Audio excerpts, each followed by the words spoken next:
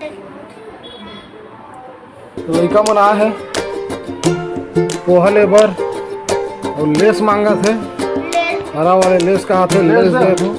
बाबा बीड़ी मांगी सो बीड़ी दे रहे हूँ। सुबह 2-3 ग्राहकों निपटाट रहे हैं, दिया बाकी जलाट रहे हैं। और बाद ये देख खेत यारी ला खेत छोड़े पर जात हूँ, दिक्कत कर गए हमारे खेत में।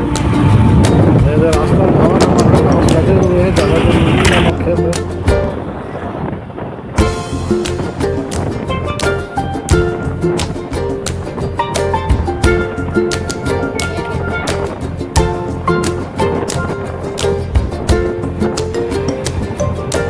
पूरा हरा भरा खेत है।